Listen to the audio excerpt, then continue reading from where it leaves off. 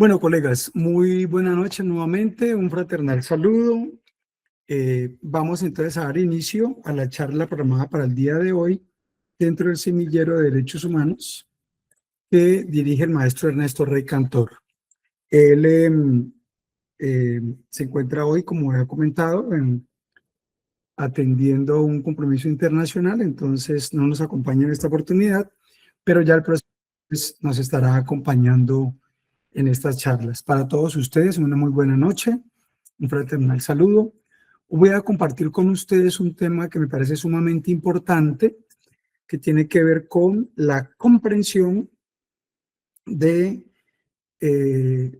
digámoslo de esta manera, el debido proceso desde la mirada internacional, que es un tema bastante más amplio que los contenidos, tanto normativos como los alcances interpretativos de lo que es el debido proceso, que a nivel internacional se conoce como garantías judiciales. Y este va acompañado de otro concepto que es el concepto de la tutela judicial efectiva. Vamos entonces en el día de hoy a trabajar ese tema. Brevemente haré dos comentarios. Uno, hace 8 días dimos una charla sobre fundamentos de filosofía, pensando un poco, no solamente en las charlas que hacemos jueves y también los sábados por parte de este servidor, pensando un poco en aportar elementos para los concursos que se vienen, concursos de la DIAN, concursos de Procuraduría, concursos de Contraloría, concursos de rama judicial, y calculamos que finalizando este año estaría iniciando otro concurso de la Fiscalía. Eso serían, digamos que, los propósitos de ir con tiempo, refrescando la memoria con relación a estos temas. Y esto en primer lugar. Dimos en ese contexto, digamos que dentro de ese conjunto de temas que hemos venido compartiendo con ustedes, también una charla sobre el decreto 030 de 2026 del Gobierno Nacional, por el cual suprimió la prima especial de los congresistas. Yo allí fijé unas posturas en unos 45, 50 minutos sobre por qué considero que el decreto no está dirigido directamente a nosotros, y aunque algunos sindicatos han hecho pronunciamientos, pues la postura de este servidor es que no está dirigido o encaminado directamente a que nos pueda perjudicar. Y no podría hacerlo de manera directa. Este decreto tendrá vigencia a partir del 20 de julio de este año. Tiene un efecto diferido a partir de esa fecha, dirigido específicamente a una prima, que es una prima potestativa del gobierno para los congresistas, y por esa razón nada tiene que ver con las primas especiales que recibimos los servidores judiciales en los más diferentes ámbitos. Digámoslo de esta manera, no habría motivos para que este decreto impacte directamente a los servidores de la entidad. Entonces no podría decirse que así como allá se les quitan la prima especial, a nosotros en la rama judicial también nos quiten la prima especial. Explicamos los fundamentos, el carácter, el alcance y otros motivos que nos harían considerar que esto no es posible. Sin embargo, hay un debate con relación al alcance de la prima en cuanto a el cúmulo de conceptos que integran la remuneración integral que reciben los congresistas. Porque la ley cuarta del 92 establece que los magistrados de las altas cortes, cabeza de rama judicial, el presidente y los ministros, cabeza del ejecutivo, y los congresistas, cabeza o rama legislativa específicamente, lo que reciben los congresistas por todo concepto establece una remuneración que es el techo a partir del cual se calcula los sueldos de igual manera, no solo para congresistas, sino que eso va a impactar en los magistrados de cortes, presidente y ministros y otros altos cargos a nivel nacional. Considero que para este año, arranca el año con esos conceptos ya causados, por lo tanto, el momento de vía decreto fijar los salarios de la rama judicial tendrá que hacerse con base en las normas y el salario vigente y la remuneración vigente para este año para los congresistas, y así el decreto se demore, ese es el punto de referencia, y tendrá que hacerse de esa manera. El problema va a venir en el 2027, que ya no va a estar esa prima, y entonces ellos reciben un aumento que es el equivalente al costo de vida más 5 puntos más. Eso que ganen ellos los congresistas será igual para lo que ganen magistrados de cortes y cabeza del Ejecutivo. Al desaparecer, ya no en 2026 porque está causado, en el 2027, ese techo alto, entonces viene la pregunta, ¿cómo se va a resolver el aumento salarial de las cortes y ahí para abajo tribunales y demás? Explicamos en la ocasión anterior que hay unos criterios que tienen que ver con la OIT, con autonomía de la rama judicial, con no desmejora salarial, con principios del artículo 53 de la Constitución, entre otros, que harán que esto no nos deba perjudicar.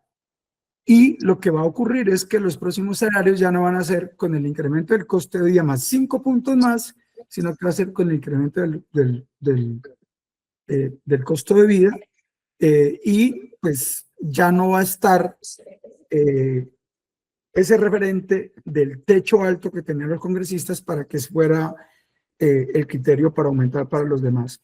Allá hay unos debates que eso lo vamos a plantear en próxima oportunidad. Prometí hacer un documento, la verdad es que no ha habido espacio con la multiplicidad de audiencias y diligencias para sentarme a hacerlo, entonces que no queremos hacer un documento que sea inacabado, incompleto, y había hecho una consulta la semana pasada a los pagadores de rama judicial y pagador y fiscalía, y volví a insistir esta semana, no me han contestado, porque quería tener ese concepto de ellos como un acto administrativo o una información oficial que pudiera servirnos de punto de referencia. De todas maneras, si no alcance esta semana, pues confío que entre mañana y el sábado podamos hacerlo y compartirles esa información. Y finalmente, lo que es la asistencia a este curso, ahora se les colocará en el chat el link para que sigamos controlando esa asistencia y de esa manera podamos tener el certificado al final del semestre que se dé por asistencia a este curso, que sería pues básicamente en cada jornada estarían pues una asistencia de al menos 2 horas. Eso es entonces en línea general lo que quería compartirles de entrada. Dejo allí pues como esta muy breve introducción y entramos en materia con el tema que queremos compartir. Perdón, un momentico, veo que por acá colocaron el lenguaje. Un saludo de Caterina, muchas gracias. Buenas noches. Bueno, no hay más, entonces iniciemos. Bueno, vamos entonces a abordar, confío alcanzar a terminar esta charla hoy. Si no me excusan y dejamos, como tenemos mañana una audiencia muy temprano, hay que terminar de prepararla. Entonces vámonos hasta las 8:30 de la noche. Y allí, si hemos terminado, perfecto. Y si no, dejamos una parte 2 para abordarla en la próxima charla. Este material lo he preparado en la perspectiva de preparación para los concursos, pero nos sirve acá como introito, como introducción necesaria en el curso o en el trabajo de formación del Semillero de Derechos Humanos que dirige el maestro Ernesto Rey Cantor, y pues ya le compartí el que iba a darles esta charlita. Bien, entonces vamos entrando en materia. Muy rápidamente vamos a mirar el plan de exposición. En primer lugar, miraremos muy brevemente un tema que yo he tocado en muchas oportunidades y que aquí hay que volverlo a retomar. Es cómo la concepción que se tenga del Estado tiene incidencia en la interpretación y la aplicación que se dé a normas de carácter nacional y de carácter internacional. Un primer punto es la concepción del Estado. Un segundo punto son las fuentes de referencia de carácter internacional y nacional que deben de servir de punto de partida para la omnicomprensión del derecho desde la perspectiva de un derecho interno que está atravesado en toda su normatividad constitucional, legal y reglamentaria por los tratados de derechos humanos y otros tratados que hacen parte del bloque de constitucionalidad. Brevemente haremos una muy breve alusión a algunos referentes de los derechos humanos, el DIH o Derecho Internacional Humanitario y el DIP o DPI, como le llaman otros, Derecho Internacional Penal o Derecho Penal Internacional. Y con eso empatado dentro del proceso penal. Y con esa muy rápida introducción vamos a las garantías judiciales en concreto. Bien, en cuanto a el tema de la concepción que se tenga del Estado y su incidencia, de pronto algunos ya me han escuchado este tema, pero va a ser importante refrescarlo para efectos de esta charla. La concepción que se tenga del Estado va a incidir directamente en cómo entendamos el Estado, asimismo entenderemos la normatividad vigente para ese Estado. Yo vengo sosteniendo de tiempo atrás que lejos o mucho más allá de las peleas entre la izquierda y la derecha, entre petristas y antripetristas, uribistas, antiuribistas, la línea ortodoxa y las líneas de avanzada del derecho, toda vez que los contenidos de lo político suelen incidir en los alcances de lo jurídico, pues lo que hay hoy enfrentado en nuestro país y en muchos lugares del mundo, en particular en América Latina, pero resalto en Colombia, es el enfrentamiento de dos concepciones del Estado. Una concepción del Estado de Derecho, en donde prevalecen las normas y las instituciones. Esta concepción del Estado se enfrenta a la concepción del Estado social y democrático de derecho, donde lo que prevalece no son las normas y las instituciones, sino el hombre, el ser humano. Esto es, el hombre y su dignidad y todos los derechos que luego se derivan de esa condición de ser humano. Esto implica entonces que esas dos concepciones, en lo que uno nota a diario, incluso en las denuncias penales que nos llegan contra jueces, contra fiscales, contra procuradores, uno encuentra que todavía en las mentes de muchos colegas, de muchos compañeros, de muchos funcionarios judiciales, está cabalgando de manera muy acentuada un culto al legalismo. En tanto que con la Constitución de 1991, los tratados internacionales y las múltiples decisiones de la Corte Constitucional, hoy lo que tenemos que tener claro es, por encima del legalismo, un garantismo, o lo que le llaman un constitucionalismo, yo le llamaría de manera más amplia una visión humanista del derecho, que me parece que va a ser determinante. Digamos entonces que hay una incidencia de derecho, una incidencia clara de cómo se regula el derecho penal y procesal penal, y en esto quise traer a colación unos planteamientos de Justiniano cuando hace la compilación de los edictos pretoriales romanos. Justiniano planteaba que siempre que hay hombre, hay sociedad, ubi homo y vis societas. En eso reitero, muchas veces he dicho que este hombre se le adelantó en la compilación de esa producción de las grandes asambleas romanas, se le adelantó a Juan Jacobo Rousseau. Por allá en el año 300 a.C. se plantea este apotegma. Ubi homo, siempre que hay hombre, hay sociedad. El hombre es ante todo un ser social. Siempre que hay sociedad, ibi jus, hoy lo conocemos como derecho, antiguamente se entendía jus como orden, un orden de cosas. Y siempre que hay un orden, o hoy digamos un derecho, ibi crimen, hay quien cometió una conducta en contra del orden establecido. Sea un orden social, de reglas sociales establecidas, porque hay mucha regla social que no está elevada a categoría de norma, pero hay mucha gente que viola las reglas sociales. El orden establecido en esa sociedad en un momento histórico determinado y en un tipo de sociedad determinada. Pero siempre que alguien quebranta ese ordenamiento, siempre que alguien desconoce el orden existente, digamos hoy el derecho, hay una pena, una sanción o un castigo por eso. Perdón, ¿alguien tiene prendido un micrófono por ahí? Bueno, cuando una persona entonces comete una conducta que se sale de los parámetros sociales, desde el punto de vista de la criminología, a eso se le llama conducta desviada. La conducta desviada es la que se sale de los parámetros que la sociedad ha establecido, que la gente debe de ir por una línea, digamos que aceptada socialmente. Los teóricos del derecho le han llamado a eso el comportamiento de un buen ciudadano, de un buen padre de familia, para ejemplificar cuál sería más o menos el comportamiento de un hombre de bien, de un hombre que está en la casa del derecho, actuando de acuerdo al derecho o de acuerdo a un orden social establecido. Pero si alguien se sale de esos parámetros, incurre en lo que los criminólogos llaman una conducta desviada. Y toda conducta desviada, esto es, toda conducta que resquebraja o quiebra las normas sociales, esto genera una reacción social, una respuesta, un rechazo de la comunidad. Y esa reacción social puede ser formal o informal. La formal es la que se hace a través de los canales institucionalmente creados para castigar una conducta que se salió de los parámetros. Y la otra es la reacción informal.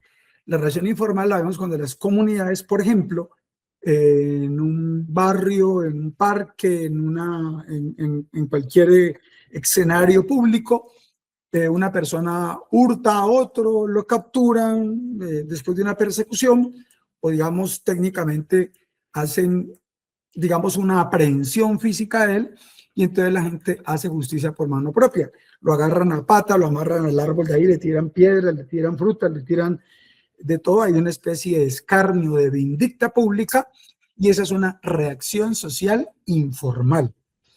Y la reacción social formal es cuando lo aprenden físicamente, lo cogen, se lo pasan a la policía, se le hacen entrega a la policía pues recibe los elementos que los ciudadanos le entregan, la víctima y demás, y entonces ya entra a judicializar ese comportamiento. Y entonces entra en el aparato judicial para que sean los estamentos creados para castigar esa conducta los que se encarguen de ello. Entonces, desde ese punto de vista, tiene que operar un sistema. La forma como se reacciona ante todo comportamiento que desconoce las normas sociales, sobre todo normas que ya están en la ley, es la operatividad del sistema judicial. Pero este sistema judicial tiene reglas en lo civil, reglas en lo laboral, reglas en lo contencioso administrativo, reglas en familia, etc. Y hay un conjunto de reglas que son las reglas en lo penal. Entonces, cuando es infracción de las reglas penales o las normas penales, entonces lo que opera ya no es el sistema judicial en su conjunto, sino el sistema penal en concreto. Y ese sistema penal funciona en unas fases que los criminólogos le llaman la fase de producción, o sea, ¿quién produce la norma? ¿Quién produce el delito? Dicen ellos. Quien produce el delito es el legislador, porque el legislador es el que dice qué conducta se eleva a la categoría de delito. Se enmarca allí, entonces la prevé normativamente hablando, y desde ese punto de vista es el legislativo el que produce. Entonces, dice que es delito, produce la norma que estructura el delito, y el que se matricula en ella comete conducta delictiva. Pero el que no se matricula en ella, pues no hay lugar a un reproche jurídico penal. El legislador con frecuencia coge algunas conductas y las convierte en delito, y hay otras que les quita esa categoría. Recuerden lo que ha pasado con el contrabando, con la bigamia, y siempre recuerdo las épocas viejas de la vagabundería, la prostitución y el homosexualismo, que llegaron a ser delitos en nuestro país. En cambio, antiguamente, esas conductas que eran delito, que hoy ya no lo son, sí encontramos que hay otras conductas que antes no lo eran: testaferrato, lavado de activos, delitos por medios informáticos. Entonces, la dinámica de la sociedad lleva a que el legislativo produzca nuevas normas que van cambiando, y entonces producen, dicen los criminólogos, producen categorías delictuales al consignarlo en el derecho positivo como un delito. Entonces, esa primera fase es definir qué es delito, pero también definir cuál es el procedimiento para castigar el delito, pero también definir quiénes son los jueces competentes, el juez natural, para investigar ese delito, cuáles son las penas y todo un conjunto de cosas que hacen todo ese sistema penal. También hay una segunda fase, que es la fase de interpretación y aplicación. El legislador hizo la ley, ¿ahora qué pasa con eso? Alguien tiene que coger la norma y mirar el caso concreto y mirar si el caso concreto encaja en la norma. Entonces, este proceso de subsunción del caso concreto en la norma es lo que llaman un proceso de adecuación típica, y esa labor de interpretar y aplicar la norma la hace la rama judicial. Son los jueces los que lo hacen, pero aunque esa tarea es una labor de los jueces, en la fase inicial, dentro del proceso de manera integral entendido, esto es la indagación y la investigación, el fiscal también agota fase de interpretación y aplicación. Él es el que adecúa la denuncia o el conocimiento, la noticia de los hechos a un tipo penal. El ciudadano no está obligado a decir esto es X o Y delito. Él narra los hechos y el fiscal, hayan o no dicho qué delitos son, tendrá que hacer una primera hipótesis de adecuación típica de la conducta ante esa acción o omisión que se le presentó. Entonces, son los integrantes de la rama judicial los que interpretan y aplican y por lo tanto integran esa rama que tiene ese conjunto de elementos. La Fiscalía en Colombia fue adscrita, como en el sistema continental europeo, a la rama judicial, no como el sistema anglosajón, que está adscrita al Ejecutivo. Entonces, por eso también no tienen función jurisdiccional, pero los fiscales sí tenemos función judicial, porque somos de la rama judicial. Y cuando ya el fiscal llega a producir, por ejemplo, una captura excepcional o solicitó una captura, una detención y le fue ordenada, alguien tiene que ejecutar, bien sea la captura o la imposición, la materialización de la medida de aseguramiento o incluso una futura condena. Quien se encarga de ejecutar esa decisión la hace en su fase de ejecución la rama ejecutiva. ¿En manos de quién está eso? Del INPEC. ¿Y el INPEC a qué pertenece? A la rama ejecutiva. Todos esos elementos permiten, dentro del funcionamiento del engranaje del sistema penal, cerrar los márgenes de discrecionalidad que jueces, fiscales, policías, inspectores, etcétera, etcétera, puedan tener frente a un sujeto que aparentemente cometió una conducta y él, frente a todo el sistema penal, ese gran leviatán, genera lo que se llama, lo que Eugenio Raúl Zaffaroni llama la vulnerabilidad del sujeto frente al sistema penal. Entonces, para generar muros de contención a cualquier arbitrariedad, se establece en cada escenario las diferentes competencias. Desde este punto de vista, entonces, tenemos que hay una primera estructura del Estado de Derecho que tiene esta estructura piramidal, que la he repetido en muchas ocasiones y la traigo nuevamente en esta parte introductoria, y es que en la estructura del Estado de Derecho, el soberano popular que está abajo, esto es el constituyente primario, poder constituyente, pueblo, sociedad civil, se coloca, y ahí está la flechita, hacia arriba, de acá abajo, el soberano, toda la colectividad, todo el pueblo, se coloca al servicio del Estado. Esto es las leyes e instituciones. Y esto incluye la rama legislativa, judicial y ejecutiva. La Constitución del 91 amplió ese marco, como lo miraremos ahora. Y esto entonces implica que ese Estado hay que hacerlo valer a través de las leyes e instituciones que desarrolla ese mismo Estado. Y esto se ve reflejado en frases que siempre hemos dicho, aparentemente en esta estructura del Estado de Derecho, que refleja una concepción del Estado de Derecho, sean valoraciones que hoy en día todavía siguen ejerciéndose en nuestro país y en muchos otros países de América Latina y del mundo, pero bajo una concepción del Estado de Derecho que ya no debe estar rigiendo, porque hubo un viraje de concepción, todavía vemos cómo hay culto a las leyes e instituciones, las leyes e instituciones. Y entonces encontramos frases como dura es la ley, pero es la ley. La ignorancia de la ley no sirve de excusa. Una captura no se le niega a nadie. Los hombres pasan, las instituciones quedan. Esas frases que las hemos traído mucho a colación, hay muchas más, pero me parece que son las más simbólicas, reflejan la concepción del Estado de Derecho. Miren que en todas ellas se está haciendo prevalecer la ley, dura la ley, pero es la ley. La ignorancia de la ley no sirve de excusa, y así. Entonces reflejan una concepción del Estado de Derecho. En 1991, fruto de una amalgama de concepciones del Estado, de muchas visiones, de comunidades indígenas, negritudes, de derecha, izquierda, etcétera, se produjo un viraje de concepción y literalmente he dicho, la estructura piramidal del Estado volteó patas arriba. Y ahora la estructura del Estado social y democrático de derecho es una estructura que cogió la pirámide y la volteó. Y ahorita el Estado, con sus leyes e instituciones, con sus ramas legislativas, judicial, ejecutiva, pero también con los órganos de control, pero también con el aparato, los órganos electorales, pero también con el Banco de la República, todas las demás entes autónomos que no están bajo la égida de la rama legislativa, judicial, ejecutiva, todos estos entes tienen que estar flechita para arriba al servicio del soberano popular.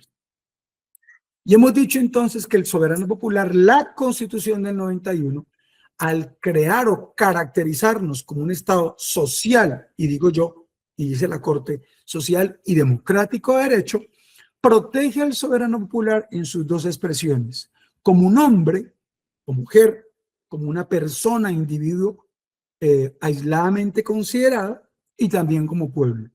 Si se entiende como hombre, le da la herramienta de la acción de tutela y la acción de cumplimiento. Y si se entiende ese hombre, pero no solo, sino junto con otros hombres, como colectividades, como grupos, como pueblo, pues le da la acción popular y la acción de grupo. Son estas las herramientas, entonces, que redimensionan cómo los ciudadanos, solos o en conjunto, reclaman ante el Estado la vigencia de sus derechos. Y entonces el Estado, con sus leyes e instituciones, inclusive la rama legislativa, la judicial, también la ejecutiva, se colocan al servicio del hombre. ¿Y qué pasa cuando una ley que es producida por el Estado está en contra del hombre? Pues toca mirar los tratados de derechos humanos, y si hay una ley que vaya en contra de un tratado de derechos humanos que consagra los derechos de los hombres, pues no se puede aplicar esa ley. Va en contravía, y entonces por mandato del artículo 4, 93 y otros, por ejemplo el 94, entonces prima la Constitución y los tratados vía bloque de constitucionalidad. Entonces esto nos lleva a romper esa estructura de que dura la ley, pero es la ley. Porque si esa ley va en contravía de la dignidad del hombre y sus derechos fundamentales, hay que inaplicar la ley. Y si esa ley incluso no solamente desconoce la Constitución, sino una convención, un tratado, un pacto, entonces hay que aplicar también la excepción de inconvencionalidad. Esto es, se viola una convención o un tratado.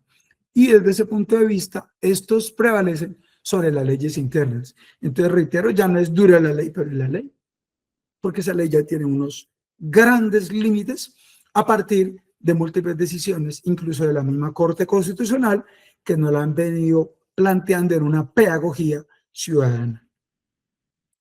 La ignorancia de la ley no sirve de excusa. También hay múltiples efectos en los cuales personas no conocen la existencia de una ley, porque es deber del Estado informar y divulgar la ley, al punto tal de que era obligatoria la enseñanza de la Constitución en todas las escuelas y colegios, y luego súbitamente desaparecieron de los pensos de muchas entidades a nivel nacional la enseñanza de la Constitución.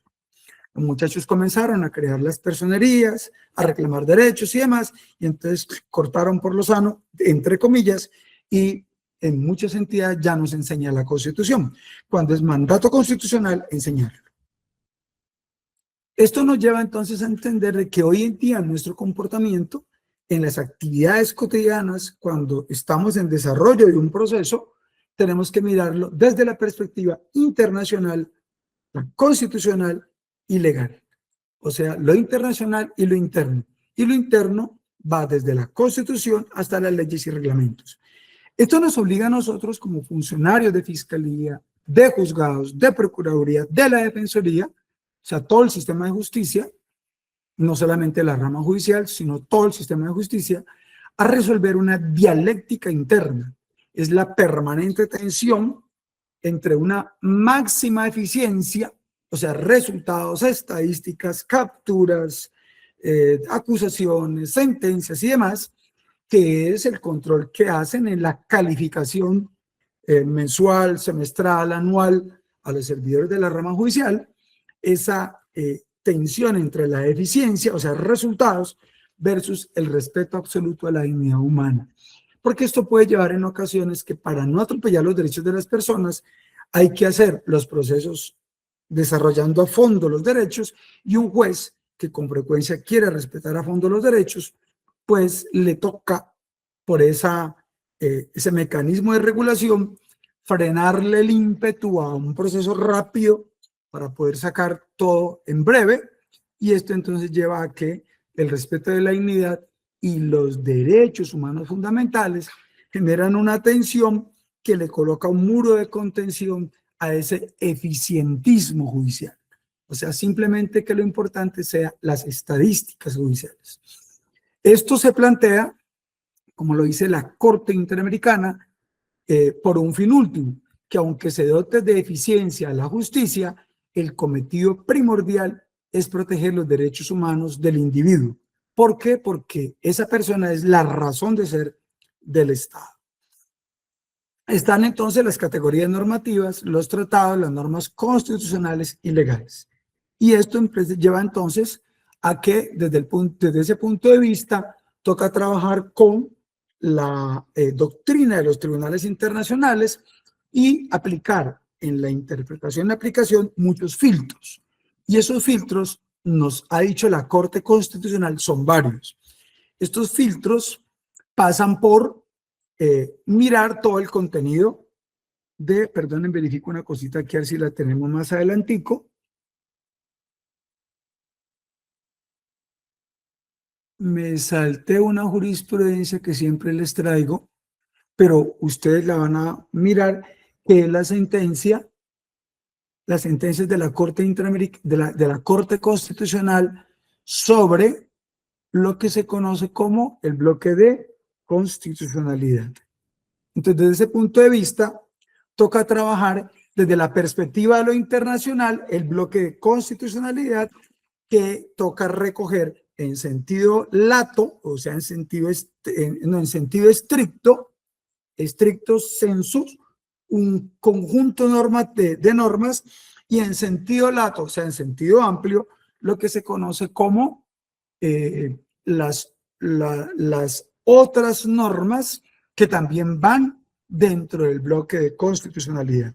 Y allí entran una serie de normas como, por ejemplo, no solamente los tratados en sí, que tienen un vínculo directo, las normas de la Constitución, sino que también van las jurisprudencias de las cortes internacionales, y dice la misma Corte Constitucional los criterios de las voces autorizadas para interpretar los tratados. Y la Comisión Interamericana de Derechos Humanos es un órgano internacional que tiene la capacidad de producir disposiciones a través de observaciones, a través de directrices, a través de informes, dándole alcance a los diferentes tratados internacionales. Entonces, las observaciones, instrumentos y conceptos y demás producidos por la Comisión Interamericana no son fallos ni son tratados, pero hacen parte de ese conjunto de normas o de criterios que hay que valorar dentro del sistema, dentro del control de constitucionalidad en sentido lato, en sentido más amplio. Igual la jurisprudencia de las cortes internacionales, en particular la Corte Interamericana de Derechos Humanos. Entonces, desde ese punto de vista hay una cantidad de elementos que se nos trae a nosotros desde el sistema internacional, como lo planteamos la vez pasada. Entonces, tenemos el derecho interno y el derecho internacional. En el sistema internacional, lo dijimos hace 8 días, está el sistema de las Naciones Unidas y el sistema regional interamericano. Esta diapositiva, como está colocada ahí, la tomé de una que maneja el maestro Rey Cantor. Dije, maestro, la voy a poner allí para cuando la gente la vea, identifique esta gráfica que la ha colocado él, que juntos conforman el derecho internacional de los derechos humanos, donde están el sistema de Naciones Unidas y los sistemas regionales. Para nosotros el interamericano, para los europeos el sistema europeo, o el africano, o el de los países independientes. Estarían en líneas generales unos tratados que son desde el terreno del Sistema Universal para la ONU, y aquí están los tratados para la Carta de la OEA y el sistema interamericano. Bien, entonces lo que se coge todo eso es que estos establecen unos parámetros grandes y los países van cogiendo normas de allá y las van introduciendo en nuestro derecho. ¿Esto a qué equivale? A la positivización de los tratados, o sea, coger esos derechos e incluirlos en el orden jurídico. ¿Por dónde entran aquí? Una de las normas que se ha venido, o uno de los criterios o las técnicas de redacción legislativa que se han venido utilizando es a través de las normas rectoras de los códigos. Son normas rectoras que son de mejor familia que el resto de normas de un código. Entonces ustedes, por ejemplo, en el procedimiento penal van a mirar que allá al final de los 20 y pico de artículos, creo que son 27, se dice como norma rectora que estas normas rectoras prevalecen sobre el resto de normas del código, o sea, tienen un valor superior. Encima de eso son obligatorias. Encima de eso dice, serán utilizadas como fundamento, o sea, como base de interpretación de todas las demás normas del código. Entonces, cuando un fiscal o un juez diga que aplica este artículo, pero desconoce la norma rectora, recuérdele que el mismo Código de Procedimiento Penal dice que esas normas son obligatorias, prevalecen sobre todas las demás normas del código, y si usted tiene que interpretar cualquier norma del código, tiene que hacerlo bajo la lupa, bajo la mirada de esa norma rectora. O sea, esto implica que hay un nuevo alcance de los tratados y de las normas vigentes a partir de ese criterio. Y hay un elemento clave que entra a desequilibrar todo esto, y es ya no solamente pensar en los derechos del procesado, sino en los derechos de la víctima. Ha sido muy común a nivel internacional plantear que hay que dar un trato equilibrado, no solamente los derechos del procesado, sino la víctima, para trabajar con una cantidad de criterios que aumentan la tutela de la víctima al punto tal que el procedimiento penal actual convierte al fiscal casi que en un asesor o defensor o representante de los intereses o derechos de las víctimas, y no estaría obligado una víctima a conseguir un abogado. Casi que cuando uno revisa el artículo 114, encuentra que el fiscal tiene que dar plena información, orientar, etcétera, etcétera, al punto tal de que cuando va a la audiencia preparatoria, las pruebas que vaya a pedir, dice la Corte, las pedirá la víctima en conjunto con la Fiscalía. Entonces la Fiscalía le preguntará a la víctima qué pruebas va a pedir para tenerlas en cuenta, y entonces entran por la boca del fiscal. No habla el abogado de las víctimas. Este abogado de las víctimas le transmite al fiscal, y el fiscal tendrá que materializar en las audiencias esas peticiones cuando las sustente. Solamente vendrá, salvo contadas excepciones, a intervenir en debida forma el abogado de víctimas allá en los alegatos de conclusión, terminando el juicio oral. Pero en todos los otros momentos hay que tenerlo en cuenta, para un principio de oportunidad, para una precaución. No es obligatorio su concepto, pero hay que consultar el criterio de la víctima, tenerlo en cuenta. Y así, si aparte finalmente el fiscal de ello, tendrá que hacer una justipreciación teniendo en cuenta esas consideraciones. Con estos elementos, entonces, tenemos que hay una serie de instrumentos internacionales que gobiernan el proceso. Yo le decía a mis alumnos en pregrado y en posgrado, ahora lo digo en estas charlas que doy de este tipo. Hace rato no he vuelto a dar clases en pregrado, pero siempre les digo, miren, el funcionario judicial, cuando aplica un proceso penal o muchos otros procesos, al menos los penales, tiene que tener en cuenta que hay unos instrumentos internacionales que gobiernan el proceso. Y entonces digo, si no se quiere leer toda la Declaración Universal, le hace esos 3 articulitos, el 10, 11 y 12. La Declaración Americana de los Derechos Humanos, de los Deberes del Hombre, el artículo 18, 25 y 26 en la nomenclatura romana. El Pacto Internacional de Derechos Civiles y Políticos, léase al menos el 6.2, 6.5, 9, 14 y 26. Y en la Convención Americana de Derechos Humanos, al menos léase el artículo 7 y 8. Y en la Corte Penal Internacional, que es un tratado internacional, el artículo 55, 65 y siguientes, para poder entender que son instrumentos que no podemos desconocer porque están por encima del Código de Procedimiento Penal.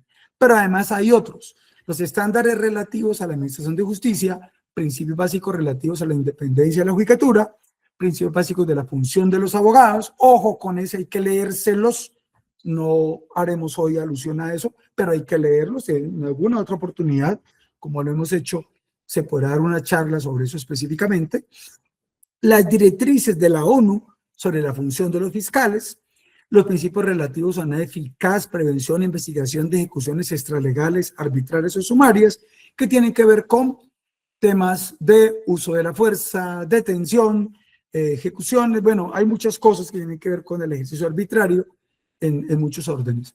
En cuanto a los derechos de las víctimas, los principios fundamentales de justicia para las víctimas de delitos y el abuso del poder, el conjunto de principios para la protección y promoción de los derechos humanos mediante la lucha contra la impunidad, y hay un tercer paquete que son los principios y directrices básicos sobre el derecho de las víctimas de violaciones a las normas internacionales de derechos humanos, y el DIDH a interponer recursos y obtener reparaciones. Allí se dan unos criterios en estándares internacionales que hacen parte vía bloque de constitucionalidad en sentido lato de las normas internacionales o instrumentos que hay que tener en cuenta.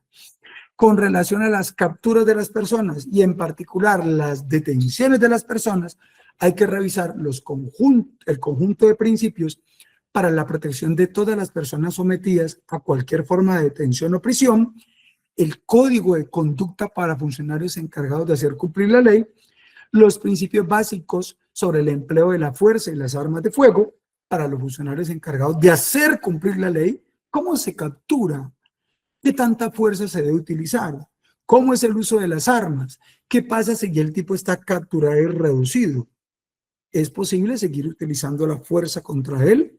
¿Qué límites hay? ¿Cómo se hace la proporción? Ahí están en esos criterios, en esa labor de ponderación.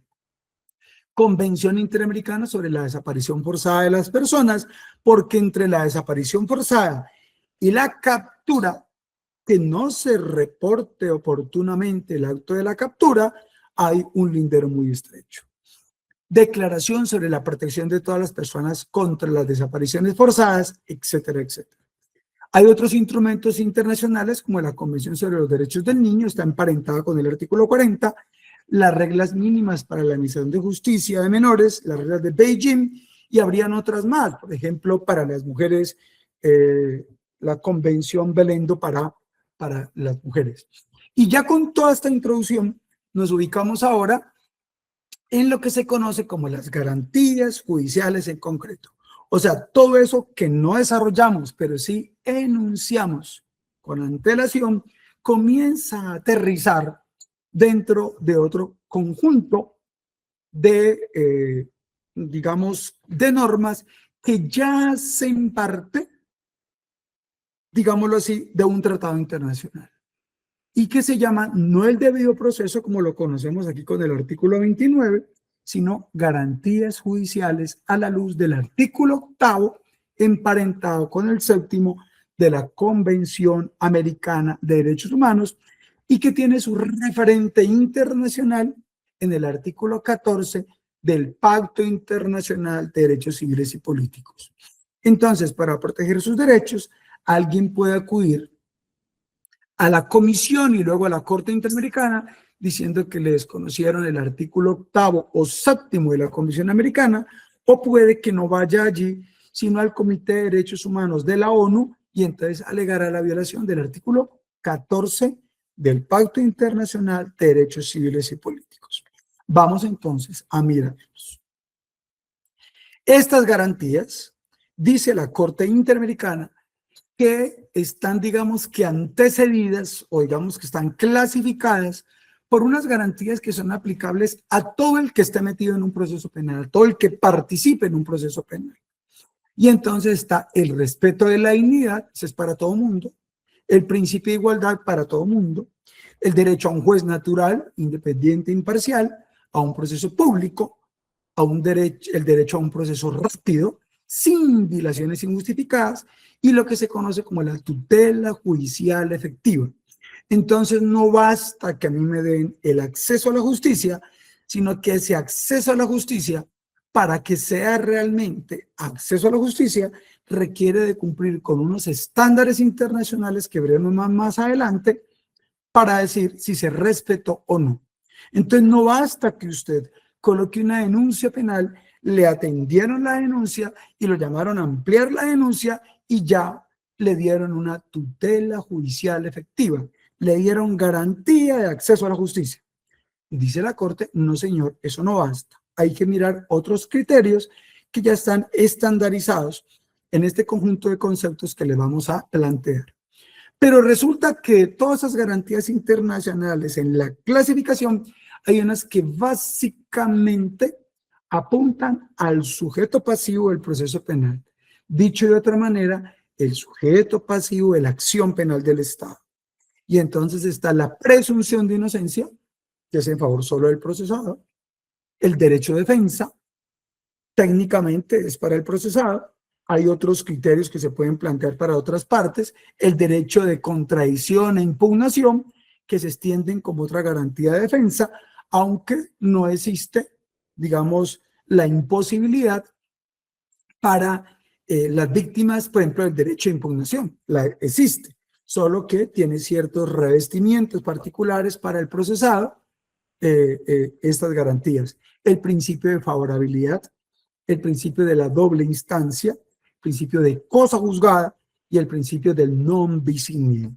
Son como aspectos que hay que tener en cuenta, aunque algunos pueden tener algunas aristas, pero la Corte enfatiza que se introniza básicamente en derechos del procesado, sin que se pueda negar en absoluto, por ejemplo, la cosa juzgada para otros más. Ahí hay unos aspectos que pues no entraremos ahorita a detallar, pero más adelante vamos a irlos mirando. Vamos entonces con un primer criterio que se trabaja desde el punto de vista de las garantías judiciales a partir del artículo 8 de la Convención Americana. Y aquí hay un primer criterio. Este criterio, digamos que se organizó cuando en todo un trabajo de capacitación a nivel nacional, cuando se hizo un convenio ONU-Fiscalía. Participamos en ese convenio en una formación a nivel nacional, estandarizamos unos criterios y de allí venimos difundiendo permanentemente, actualizando en algunas ocasiones unos criterios, pero más o menos van a girar en torno a estos ejes. El primero es el respeto a la dignidad humana. Se dice que no hay ningún derecho que sea absoluto. Incluso el derecho a la vida no es absoluto. La libertad no es absoluto. La vida, es posible que alguien se quite la vida y no le pueden prohibir que se la quite. Solo en su cuarto, en algún lugar, se la quitará. Y no puede el Estado impedirlo. Que alguien incite a otro a que se suicide, eso sí es posible castigarlo, punirlo. Pero la vida como tal no es per se un derecho absoluto. Incluso existe la posibilidad que haya personas que le quiten la vida a otro y entonces ese quitarle la vida al otro no se castigue en los términos ordinarios o normales, porque yo puedo quitarle la vida a otro que me la iba a quitar a mí. Y entonces si él me iba a quitar la vida a mí y el Estado no me protegió, yo, asumiendo, abrogándome las potestades del Estado en defensa propia, puedo quitarle la vida a él para evitar que termine con mi vida. Entonces le niego a él la posibilidad de negarme mi derecho, y negar la negación de un derecho es la reafirmación del derecho. Y entonces desde ese punto de vista, esa vida, el derecho a la vida no es absoluto. Allí hay un choque de derechos, una ponderación, y entonces a mí me pueden eximir, aunque le quité la vida a otro, de una pena porque actué en legítima defensa. Y el código establece causales que justifican esa conducta. En el estado de necesidad, en el homicidio por piedad, si se coloca una pena pero muchísimo más benigna, entre otras hipótesis. Lo mismo ocurre con la libertad. Toda persona es libre, pero si comete un delito, una autoridad judicial puede privar de la libertad a esa persona. Y así, pero la dignidad es un derecho que, como decía Emmanuel Kant, está por encima de los demás derechos. ¿Y para qué la vida si no la voy a vivir con dignidad? ¿Para qué la libertad si no voy a tener dignidad? Entonces siempre se plantea que si una persona va a vivir, viva en condiciones dignas. ¿Que alguien va a estar privado de la libertad? Privado de la libertad en condiciones dignas. ¿Alguien va a trabajar en alguna empresa?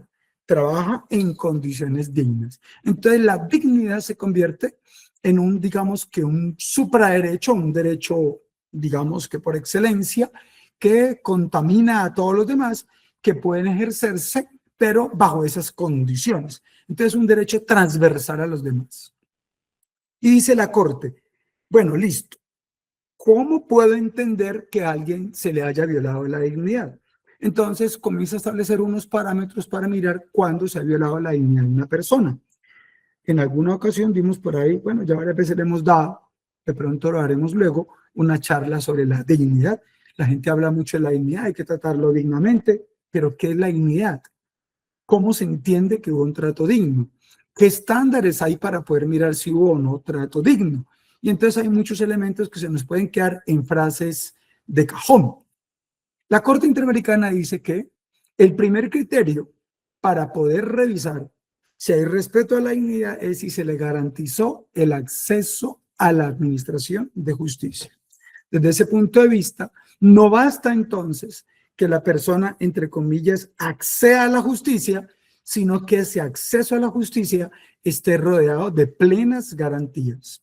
Si usted no le dejan acceder a la justicia, le están violando la dignidad. Eso lo establece la Corte Interamericana. Y no queda solamente allí, sino que, aparte de ello, accedió a la justicia, pero ¿cómo fue el tratamiento a lo largo del proceso? Y entonces un acceso a la justicia que no sea efectivo, que no sea real, sino que sea formal o simbólico, no es un verdadero respeto del acceso a la justicia. Y al no garantizarle plenamente el acceso a la justicia, se está irrespetando la dignidad humana. Otro criterio es la exigencia de la motivación razonada de los fallos judiciales. Entonces no basta que fallen al final, sino que esa decisión debe estar con una motivación razonada. O sea, que ya unos argumentos de peso, unos argumentos serios, coherentes, que permitan entender que, digámoslo de esta manera, las decisiones tengan un sustento, una justificación, unos motivos fundados en los que se funde, en los que se estructure la decisión que se va a tomar. Entonces debe haber, reitero, motivación razonada de los fallos. El otro punto que plantea la Corte es que esos fallos tienen que garantizar algo, que solucionen de manera efectiva la pretensión debatida. No es que resuelva de alguna manera, no. Si hay un conflicto, resuelva de fondo la pretensión. No significa que siempre me den la razón a mí. Yo pido acceso a la justicia y al final resuelven condenando o absolviendo a X o Y persona. Sea una o la otra, lo que hay que hacer es que la decisión siempre, de manera motivada y razonada, solucione de fondo esa pretensión, si la acepto o no la acepto. Cuando un fiscal acude ante un juez con un escrito de acusación, está ejerciendo la función requerente, actúa como parte. O sea, es un peticionario, él pide. Y esa petición de la acusación tiene la estructura de una demanda. Hechos, argumentos de derecho y pruebas para probar los hechos. Y entonces que le den el derecho. Y de esta manera, la demanda o la función requerente del fiscal es una pretensión, una petición que se somete a consideración y vendrá la defensa a colocar su contrapetición, su contrapropuesta, las pretensiones contrarias. Y entonces la pretensión del fiscal versus la pretensión del defensor se enfrentarán a un juicio y el juez tendrá que resolver de fondo las pretensiones debatidas. Dice la Corte Interamericana también que debe atenderse el fin último del proceso penal. ¿Cuál es? La obtención de un orden justo. Eso lo dice, por ejemplo, en el caso de Alan García, de la Comisión Interamericana de Derechos Humanos, establece básicamente ese criterio. Al final, lo que se busca es que se obtenga un orden justo a través de una decisión justa. O sea, dentro de todo un ordenamiento jurídico, esa decisión tiene que materializar que allí se dio un orden justo aplicado a un caso concreto. El otro elemento que se tiene en cuenta para el respeto a la dignidad es lo que se conoce como un trato acorde a los intervinientes en el proceso. Entonces no basta que usted lo escuche, tiene que haber un trato respetuoso de sus derechos dentro del proceso. Si ese trato dentro del proceso no es respetuoso, también dice la Corte, se está desconociendo la dignidad humana. Se plantea igualmente que este respeto a la dignidad, entonces no vamos a atropellarlo, la dignidad de la persona, tiene además una correlativa prohibición. Cuando uno analiza los componentes de la Convención Americana de Derechos Humanos, va a encontrar que ahí siempre se dan, digamos que los derechos en dos grandes vertientes. La parte positiva del derecho, o sea, lo que está permitido, proteger el derecho, garantizar el derecho, pero a la vez hay una prohibición. Y entonces la prohibición es la parte negativa, que es lo que no pueden hacer, lo que se le niega a los estados a hacer, y es irrespetar o violar los derechos. Entonces la prohibición es una prohibición a las autoridades judiciales de infligir tratos inhumanos o degradantes, porque es posible que se alegue que hay que infligir un trato inhumano o degradante en algunos casos. Por ejemplo, para obtener información útil a la investigación. Entonces, torturémoslo para que diga quién es el cabecilla de la banda. Ah, es que es un fin último de justicia. Entonces hay que torturarlo porque el fin mayor es obtener quién era el cabecilla. Entonces no importa pasar por los derechos de él, porque vamos a obtener una información útil de la administración de justicia.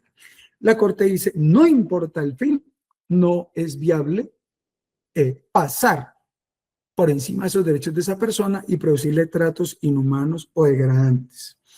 Entonces, ese fin de obtener información útil no es aceptado. O para la imposición y cumplimiento de la pena. Entonces, sencillamente, vamos a infligir un trato inhumano y ese trato inhumano se da allá en la cárcel cuando la pena termina siendo inhumana, la aplicación de la pena. Esto nos coloca en lo que la Corte Constitucional ha llamado un estado de cosas inconstitucional. ¿Por qué? Porque en la imposición y el cumplimiento de la pena, por regla general, se infringen tratos inhumanos o degradantes a la persona que está privada de la libertad. Entonces esa prohibición se está vulnerando sistemáticamente en nuestras cárceles y eso genera un estado de cosas inconstitucional que la Corte Constitucional ha venido reiterando una y otra vez. Hay un último elemento, al menos en esta primera mirada, que es lo que se conoce como la promoción de la libertad. ¿Qué implica esto? La restricción excepcional bajo criterios de razonabilidad y proporcionalidad. La Corte Interamericana ha planteado unos criterios que van más allá y que la Corte Constitucional los ha acogido y luego los ha llevado al derecho positivo. ¿Dónde los ve usted? Por ejemplo, allá en el 395 sobre la libertad, o sobre las posibilidades para la captura, o criterios para la detención preventiva y otros más. Entonces se dice que una medida de aseguramiento tiene que tener unos motivos fundados donde haya razonabilidad, proporcionalidad, necesidad, el test de igualdad y otros criterios más de adecuación, entre otros, para poder restringir esa libertad. Entonces, la razonabilidad y la proporcionalidad hacen parte de esos criterios macro, pero luego se pueden desagregar en los que ya he mencionado. ¿Listo? Aparte de esto que hemos conocido, como el respeto a la dignidad humana, viene un segundo gran concepto desde las garantías judiciales que tiene el artículo 8 de la Convención Americana. El siguiente principio o criterio es el de la igualdad. La igualdad en el terreno internacional es una igualdad mucho más amplia de lo que nosotros vemos acá, en Colombia. Digamos que desde el punto de vista internacional, la igualdad va mucho más allá de decir, trato igual ante la ley. Sí, ese es apenas el primer criterio. Igualdad ante la ley. Pero hay otras formas de igualdad en que hacen parte de este principio. Entonces vamos a mirar la primera, igualdad ante la ley. Esto implica la prohibición de leyes discriminatorias o segregacionistas en los estados. O sea, esto es lo que se llama o conocen como la igualdad material. Y allí es importante establecer, como lo dice la Corte, no toda diferencia de trato es discriminación. Hay ocasiones en las cuales el trato desigual no es discriminación. Hay casos en los cuales está permitido tratar de manera desigual. Entonces dice, si hay criterios razonables y objetivos, entonces decimos, ahí estamos hablando de trato desigual permitido, que no es discriminación. Es un trato diferencial no discriminatorio. ¿Listo? Esa es una primera hipótesis. La segunda hipótesis, si se persigue lograr un propósito legítimo en virtud del mismo pacto internacional o de la Convención Americana.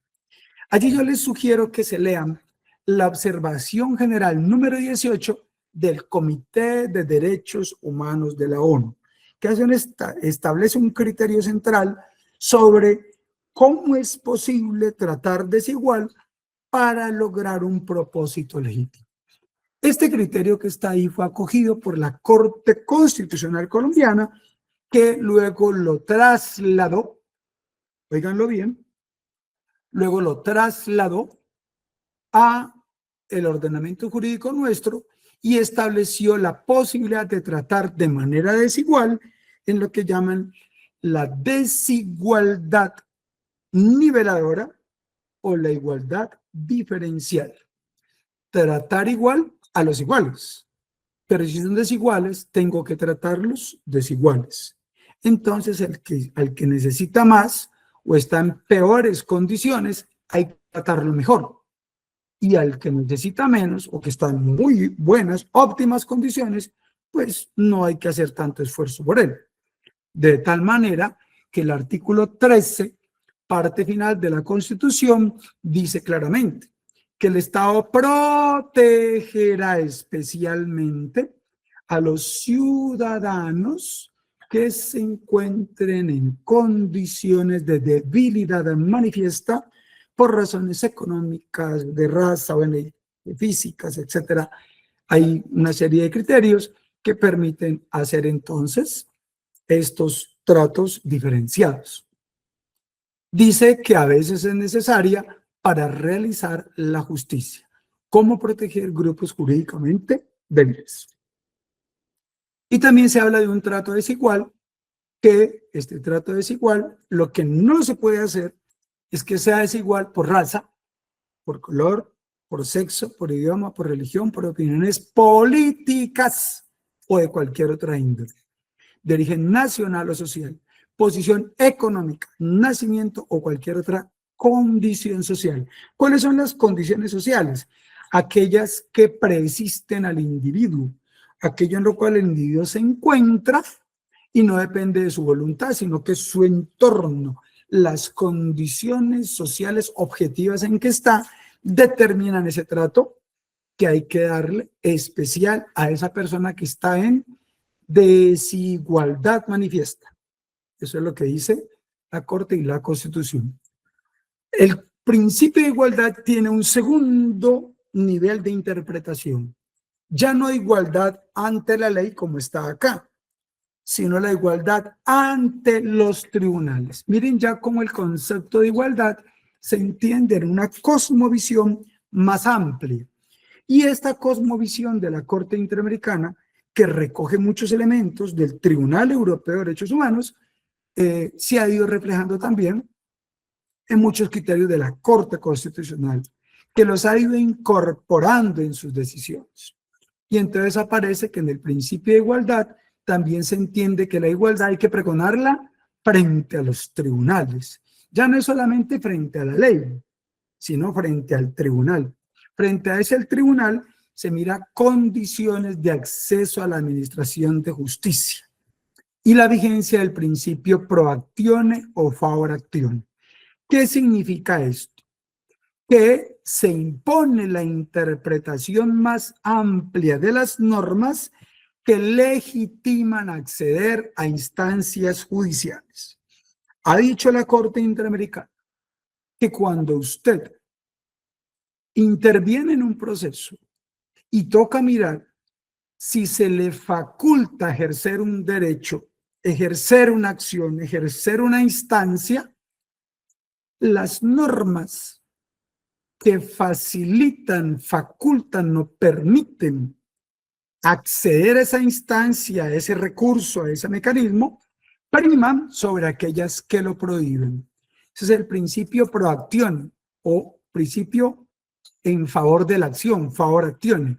Se interpretará la norma o el criterio interpretativo más favorable a garantizar el ejercicio de la acción, el recurso, el incidente, etc. ¿Ya? Pro actione o favor actione. Y el otro es el rechazo de las que restrinjan el ejercicio de ese derecho. Entonces miren cómo el principio de igualdad ya se mira con otra dimensión, en otro escenario, no solo ante la ley, que es la que nosotros conocemos tradicionalmente, sino ante los tribunales. Y entonces se mira este tipo de criterios aquí planteados. Igualmente se plantea la facultad, la posibilidad de recibir de las autoridades igual trato y gozar de las mismas oportunidades y atribuciones para exponer sus argumentos. Este fue un argumento de mucho peso para que la Corte Constitucional acogiera criterios de la Corte Interamericana que decían que no era posible solamente pensar en la protección de los derechos del procesado. También hay que tener en cuenta los derechos de las víctimas y también de otros intervinientes. Entonces, hay que recibir de las autoridades igual trato. Entonces, ya en términos de la actuación, ya no ante la ley, sino el ejercicio frente a ese juez, a ese tribunal o esa corte, un trato igual. Gozar de las mismas oportunidades y atribuciones para exponer los argumentos. Entonces, esto faculta, y ustedes han visto que hay muchos fallos de muchas normas que dicen, se entenderá que ese derecho también se extiende a las víctimas. Y entonces se producen sentencias de control constitucional que hacen lo que se conoce una interpretación o un fallo modular. O sea, se entiende que es exigible siempre y cuando esa facultad también se extienda a las víctimas.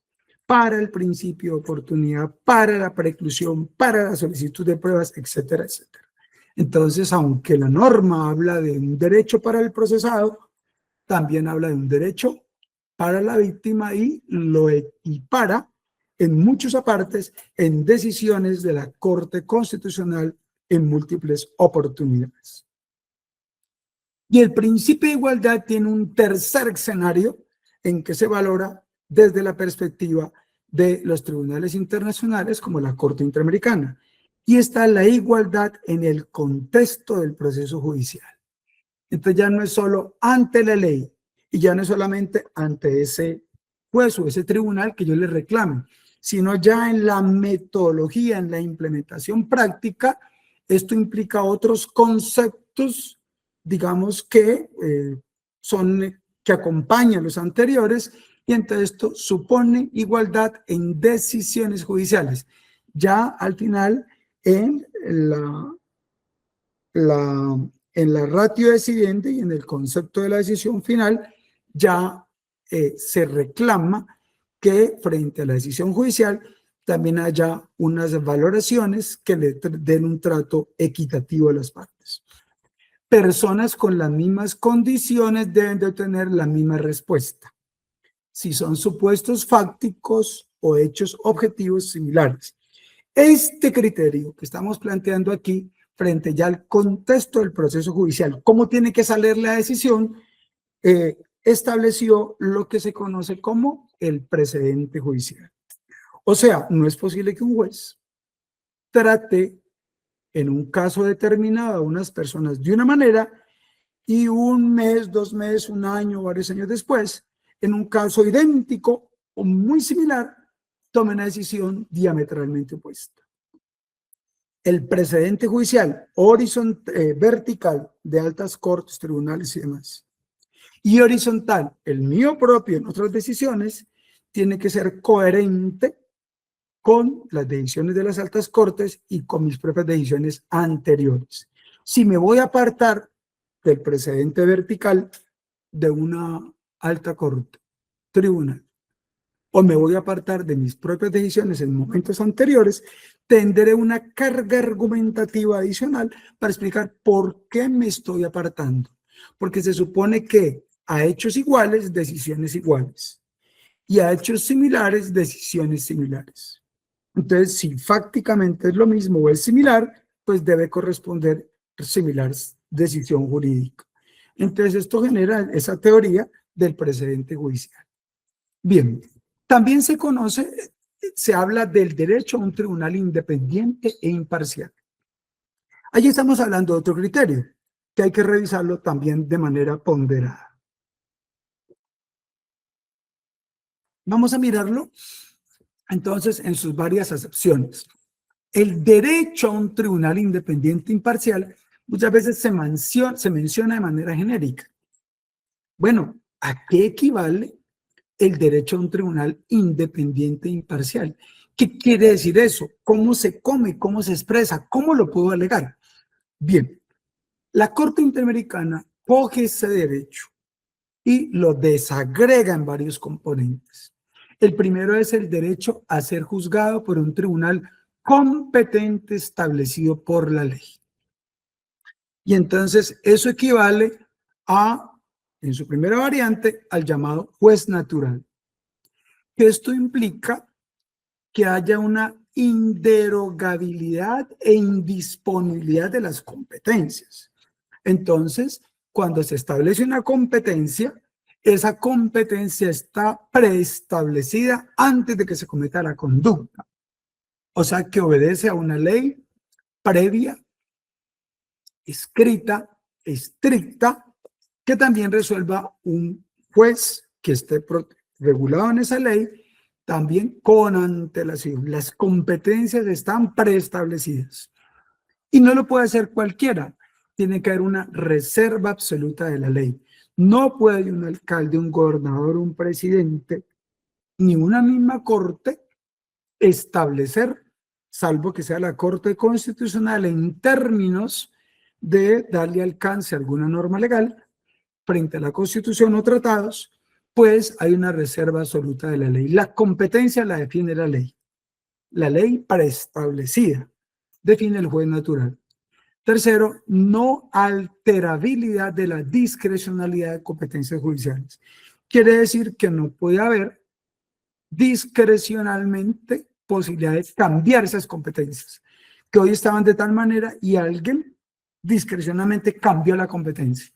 Este debate se dio mucho cuando era posible que a un ciudadano le investigara un juez ordinario, no un tribunal militar. Entonces hubo casos en los cuales se dijo, no señor, a un ciudadano también lo puede investigar un tribunal militar. Y entonces vinieron una serie de peleas y disposiciones muy complicadas, y al final se dijo, no señor, ya la ley establecía esto, no podía haber una alterabilidad discrecional de esas competencias. No se puede alterar a posteriori las competencias ya preestablecidas. Y entonces le quita eso y le deja nuevamente, vuelve al punto 2, reserva absoluta de la ley. El otro punto es el derecho a la jurisdicción. Implica ser juzgado por tribunales de justicia ordinarios.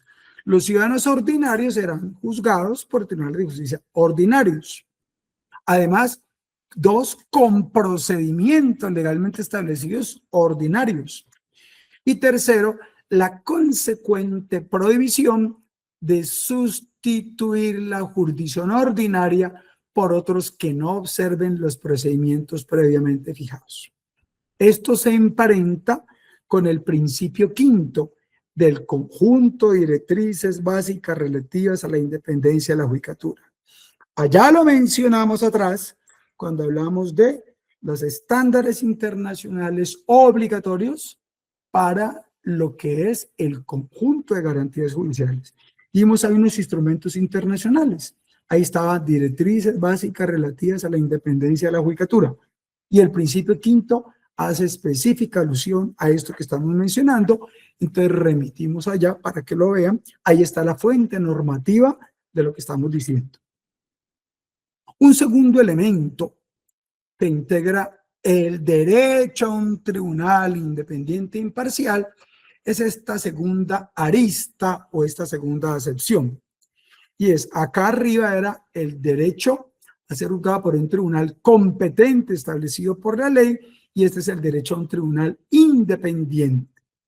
Este es competente preestablecido en la ley, este es tribunal independiente o libertad de administración de justicia para decidir. Quiere decir que no basta que esté previsto en la ley, sino que aparte de que esté previsto en la ley, ese funcionario tenga libertad para decidir.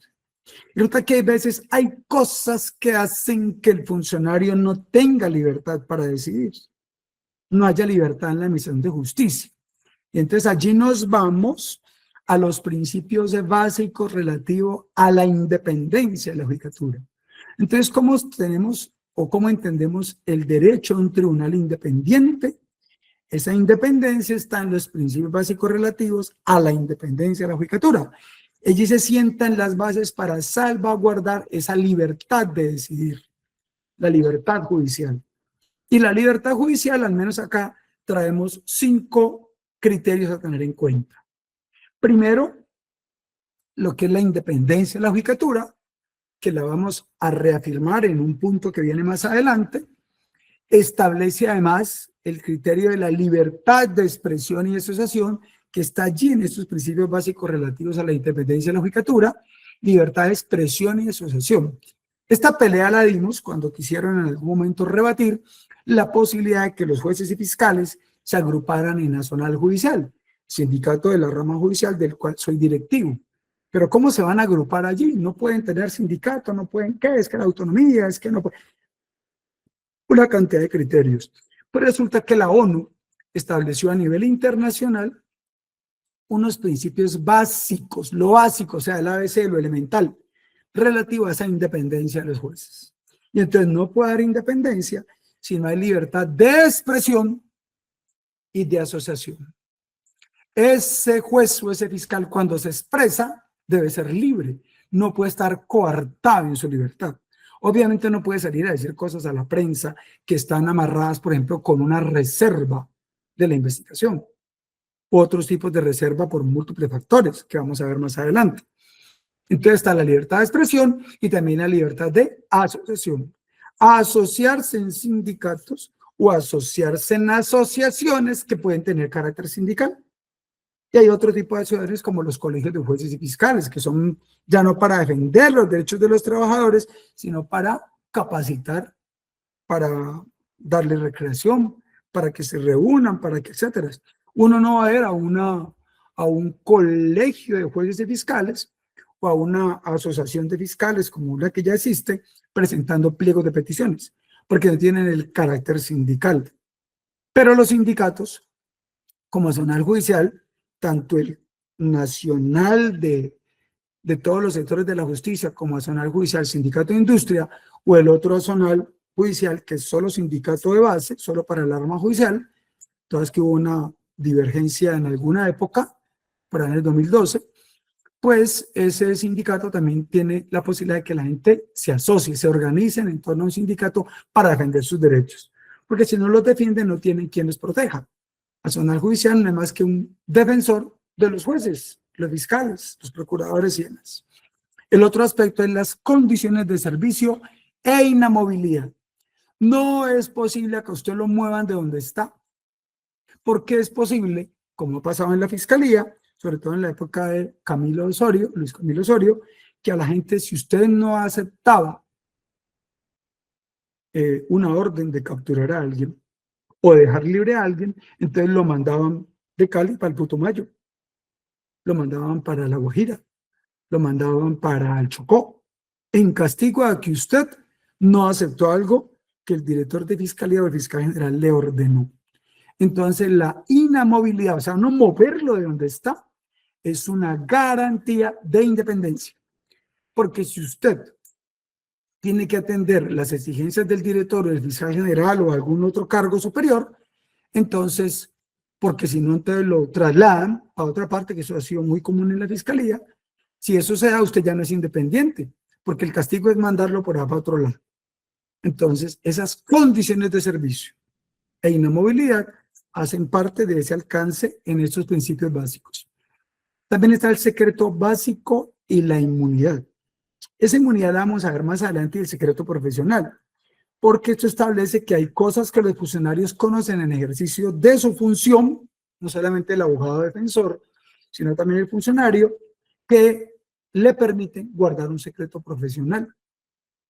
Hay casos que incluso terminado el juicio no se pueden dar a conocer porque hay una reserva por ciertas situaciones que miraremos también más adelante. Y lo mismo la inmunidad. Y de igual manera hay independencia frente a medidas disciplinarias de suspensión o separación del cargo. Es posible que digan, es que usted, ojo con esto que les voy a decir, es que usted, si no hace esto, le voy a iniciar un disciplinario. Entonces le compulsan copias porque usted no aceptó ordenar la captura de alguien o no aceptó darle la libertad a alguien o no aceptó pedir la absolución, etcétera, etcétera. Entonces se viene el castigo, entonces que le van a iniciar un disciplinario. Eso está prohibido en estos estándares internacionales porque afectan la independencia del fiscal. ¿Cómo va a ser independiente un fiscal si el director lo está presionando para que haga esto de una u otra manera sobre pretexto de castigarlo de X o Y forma? Eso está prohibido en estos estándares internacionales, en estos principios. O suspenderlo o separarlo del cargo. ¿Listo? Bien, también hace parte del derecho a un tribunal independiente e imparcial ya la independencia de manera más concreta del llamado poder judicial. Entonces ya mirada esa independencia de cara al poder judicial en sí. Y entonces se plantean las siguientes cosas. Hay una garantía esencial de un proceso justo que requiere que medie la libertad de los administradores de justicia para toma de decisiones en otras acepciones. Y entonces vamos a mirarla en otros dos componentes aparte de lo anterior. Y entonces tenemos la vigencia del principio de autonomía del Poder Judicial, que implica la no sumisión a demás órganos del Estado o independencia externa. ¿Qué significa esto? Se garantiza la autonomía de otros poderes públicos o grupos de presión. Me explico. Un juez va a proferir la sentencia contra Álvaro Uribe Vélez. Y entonces salen los medios de comunicación, salen las encuestas, las entrevistas, sale por allá un ministro, un alcalde, un gobernador. El juez tiene que resolver de tal manera. ni en favor ni en contra de Álvaro Uribe Vélez. No pueden hacerlo. Ni los medios, ni los ministros, ni los senadores, como aquí suelen hacerlo casi todos los días. Eso viola la autonomía porque está prohibido en esos estándares internacionales. No sumisión a demás órganos del Estado o la independencia externa, o sea, predicar que no haya presiones desde afuera o los medios de comunicación. Votemos, el 90% de los colombianos pide que condenen a Álvaro Uribe o el 90% pide que absuelvan a Álvaro Uribe Vélez. Esas estadísticas, esas encuestas generan presión de opinión pública y es un grupo de presión. Imagínate, Caracol, RCN, millones de colombianos que ni siquiera ven un celular, pero sí ven televisión, tienen esas tendencias de la opinión que generan presión sobre el funcionario. O la libertad del hijo de Petro. Tampoco puede ser quien se sea, no importa quién, no puede haber presión. O lo que estaba pasando cuando los funcionarios de la Corte Suprema de Justicia en algún momento decidieron imponerle la detención a Álvaro Uribe.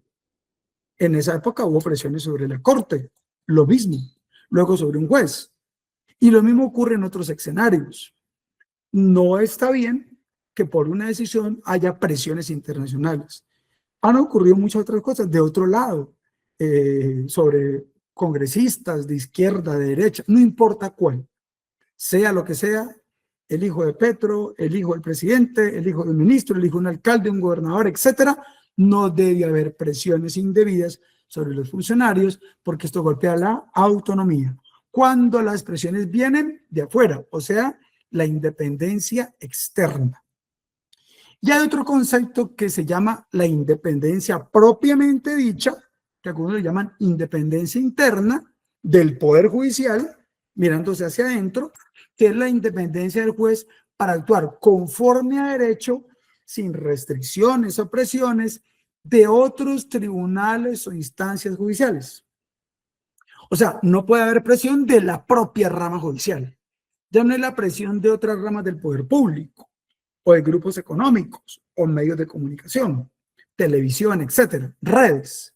No, ya es la presión de la propia rama, de adentro, del Consejo de la Judicatura, del juez penal de circuito sobre el penal municipal porque es que le conoce las apelaciones, o del tribunal, o de la sala disciplinaria, etcétera, etcétera. No se acepta ni un director de fiscalía, etcétera. Eso es la llamada independencia interna, que garantiza autonomía respecto de los propios órganos judiciales. Entonces, no haber presión dentro de la misma rama judicial. Por eso arriba se habla de la independencia del Poder Judicial. Ya no es, digamos, dentro del trámite del proceso, sino frente a presiones de otros que ya generan presiones externas de otras ramas del poder o de medios de presión, o externas, pero de la misma rama judicial, ¿sí? Un tribunal, un juez y demás. Esos son los elementos que se integran allí. Y finalmente, se tiene en cuenta dentro de ese derecho a un tribunal independiente e imparcial, miren todas estas diapositivas que se están trabajando con relación a ese solo derecho, en un último concepto que se plantea, que es el de derecho a un tribunal imparcial, que implica que no se vaya ni para un lado ni para el otro. O sea, una balanza, hay una balanza colocada en la justicia, no se va ni para acá ni para allá. Tiene que inclinarse solamente por el peso de las pruebas. El peso de las pruebas se inclina para acá o se inclina para acá. Entonces, no puede haber, ojo, la ausencia de opiniones preconcebidas por el funcionario frente al caso sub judice. Subjetiva, ausencia de un prejuicio o favoritismo del funcionario por su relación con los sujetos procesales. Si ese funcionario que va a decidir tiene algo impectore en su mente, en su corazón, en su conciencia, que lo puede hacerse inclinar para algún lado, ya no hay imparcialidad, ya no es un tribunal imparcial, porque ya hay algo que lo hace parcializarse. Y este parcializarse implica una opinión preconcebida, por ejemplo, cuando hay una causal de impedimento o recusación. Ah, es que el procesado es el hermano del juez. pues ¿cómo va a ser ese juez imparcial si su corazón, la sangre, jala y entonces se inclina para el lado de su hermano? O es un deudor, le dio un mundo de plata y lo demandó, y entonces ¿cómo hace para ser imparcial si el tipo estaba a punto de iniciar el proceso ejecutivo en contra de él? Entonces hay unas causales de impedimento que son iguales de recusación, solo que el impedimento, si el funcionario a motu propio lo dice, recusación si esa causal la alega uno de los sujetos, pero es la misma cosa, la misma fuente. Entonces es la subjetiva, que es lo que está acá en la mente, en la conciencia, en el corazón del funcionario. Y la otra es la objetiva, o sea, la llamada referida a la relación funcional del administrador de justicia con el objeto del proceso. Requiere que el tribunal ofrezca suficientes garantías que eliminen toda duda sobre su imparcialidad. Se plantea entonces que la idea es que no haya ninguna duda de que él sea imparcial. Y entonces puede haber elementos de carácter objetivo que pueden generar otros criterios que se puedan dar y se podrían alegar situaciones que tengan de una u otra manera que ver con esa relación funcional. Tiene otro derecho que es el derecho a la publicidad. El derecho a la publicidad permite ejercer, perdón, Tico, antes de avanzar en esto, voy a hacer una cosita que les prometí y me da vergüenza no haberla socializado, pero ya mismo lo voy a poner. Por aquí lo tenía en algún punto. Acá está. Control C. Por favor, antes de que terminemos, ya estamos en la recta final. Entonces, yo les ruego el favor que nos coloquen acá. Aquí está el link para que llenen este formático que es el de solo los que están acá, o sea que es el formato de asistencia. Quien está acá, el link se mandó abierto para todos, pero los que están acá son los que pues, se les va a certificar que asistieron hoy y eso se va a computar para efectos de la certificación, tal como lo hablamos con el maestro Ernesto Rey. Entonces, ahí les envío el link para que ustedes le den clic allí y con eso entonces ya pues colocan la información y eso es el control de asistencia para el día de hoy. ¿Listo? Bueno, continuamos con estos últimos minuticos. Entonces, la publicidad. La publicidad permite ejercer control social por la comunidad sobre las instancias judiciales. ¿Por qué hay que hacer que los juicios sean públicos? Porque no es lo mismo que el juez tome las decisiones por allá en un cuarto encerrado que nadie se da cuenta, donde a veces, aunque haya defensor, puede que no sea garantía suficiente, o el defensor no tiene cómo contrarrestar la enorme capacidad de la fiscalía con sus equipos técnicos y todo lo demás, que seamos francos, hay defensores muy buenos, pero en ocasiones la fiscalía con todo su andamiaje puede ser mucho más poderosa. Por eso hemos dicho que lo ideal es que haya una defensoría pública, que no sean abogados contratados así, sino que sean efectivamente defensores públicos que hagan parte de una planta de cargos, como lo hay en la fiscalía de la planta de cargos, que tienen estabilidad y no que lo están para contratando de vez en cuando y si tienen contratos, no tienen contratos, los van a renovar, no les van a renovar, les pagan mucho menos que un fiscal, ya estando en el mismo nivel. Bueno, todo eso son cosas que hay que valorar. Entonces, esta permite ejercer un control social por la comunidad, por las instancias judiciales. Eso tiene mucho que ver con las grandes audiencias romanas, donde el pueblo participa en esas decisiones. Por esa figura había el jurado de conciencia en Colombia. Existe en la Constitución, ahí está el jurado de conciencia. Existe el jurado de conciencia en la ley, ahí está. Solo que no lo han implementado porque en Colombia no hay en la práctica, digamos, garantías suficientes para producir lo que en Estados Unidos le llaman el secuestro del jurado. Y es que en el tiempo que está en las audiencias, hicieron 2 meses seguidos de audiencia, 1 mes, 2 semanas de audiencias, el jurado, ante casos delicados que puede dar muchas presiones, es secuestrado por el Estado. ¿Qué equivale a esa figura simbólica del secuestro del jurado? Es que en 2 semanas clavadas de juicio, aquí coloquemos el ejemplo del deber ser, el jurado queda secuestrado, separado de su familia. Lo tienen en un hotel con todos los gastos pagos, no sale, están todo el tiempo allí, todo el día en audiencias, por la noche, descansan, la alimentación y demás, no tienen comunicación con la familia, para evitar que le digan, mire, su hijo está secuestrado, el acusado a través de otra gente llegó allá, secuestró a sus hijos y están allá y dependen de usted cómo dé su voto en ese jurado de conciencia.